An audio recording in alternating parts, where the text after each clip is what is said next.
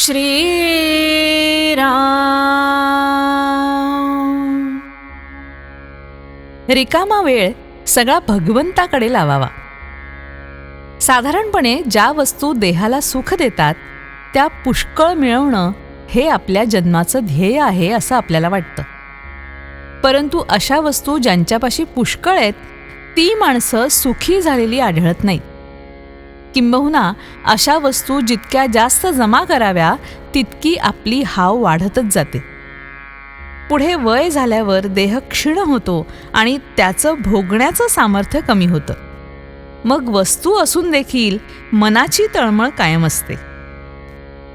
म्हणून शहाण्या माणसाने आत्तापासूनच आपलं सुख बाहेरच्या वस्तूंवरती अवलंबून न ठेवण्याचा अभ्यास करावा.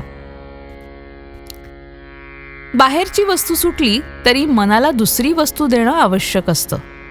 अशी वस्तू म्हणजे भगवंत.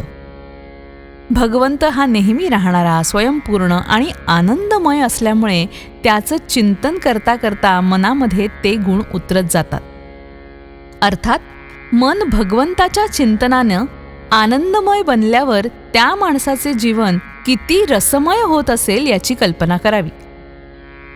आपल्यासारख्या व्यवहारी प्रापंचिक माणसांना चिंतन करण्यात एकच अडचण येते आणि ती म्हणजे व्यवहार आणि साधन यांची जोड घालणं. आपली अशी कल्पना असते की भगवंताचं चिंतन करणारा माणूस व्यवहार काही बरोबर करू शकत नाही.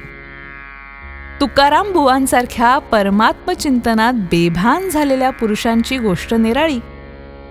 आपल्यासारख्या माणसांना आपला व्यवहार अत्यंत बरोबर केल्यानंतर जो वेळ उरेल तितका भगवंताकडे लावला तर आपण फारच प्रगती केली असं म्हणता येईल.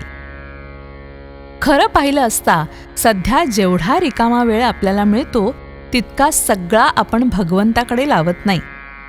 म्हणून दिवसातून काही वेळ तरी अत्यंत नियमानं भगवंताच्या नामस्मरणात घालवायचा आपण निश्चय करावा.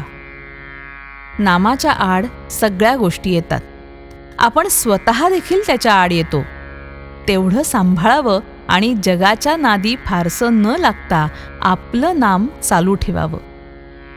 शिवाय देवासंबंधींची फक्त संतांनी लिहिलेली पुस्तकं रोज थोडी थोडी वाचावी.